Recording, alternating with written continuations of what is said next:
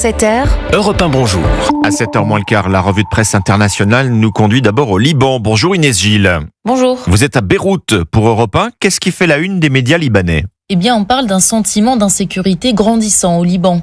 Le pays semble traverser une augmentation inquiétante des incidents violents, rapporte d'ici Beyrouth. Qu'il s'agisse de tentatives d'assassinat ou d'une vague de vols parfois filmés, ces incidents alimentent un climat de peur et de tension dans tout le pays. Parmi les cas les plus choquants, selon Beyrouth Today, il y a l'assassinat d'un responsable religieux chrétien à son domicile, ou encore le meurtre d'un jeune homme renversé par une voiture après un différend lié au code de la route, mais aussi des vols à répétition.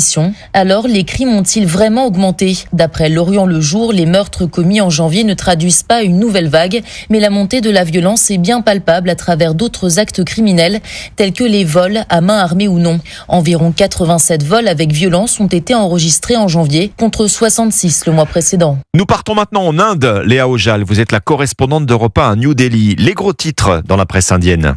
L'Inde et la Chine veulent reprendre les vols directs entre leurs deux pays, près de 5 ans après les avoir interrompus en raison du Covid-19 et de conflits territoriaux. New Delhi et Pékin se parlent enfin à nouveau plutôt que de se passer l'une de l'autre, écrit The Times of India. Cette annonce va dans le sens du dégel entre les deux géants asiatiques qui, jusqu'à présent, étaient sur le pied de guerre. En cause, un conflit frontalier meurtrier dans l'Himalaya.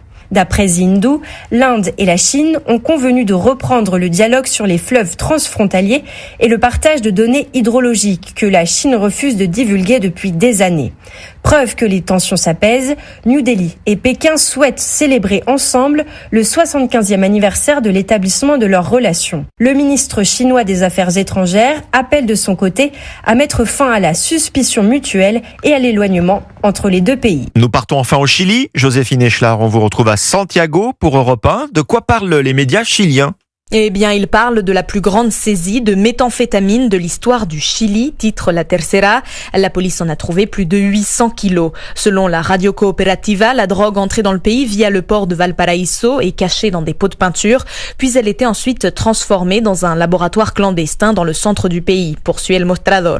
2 citoyens mexicains ont également été arrêtés. Ils seraient liés à un cartel mexicain qui cherchait, selon les enquêteurs, à installer un point de production au Chili pour que la drogue soit ensuite exportée vers l'Europe et l'Océanie. La radio ADN rapporte que la valeur estimée de cette cargaison serait comprise entre 16 et 166 millions de dollars.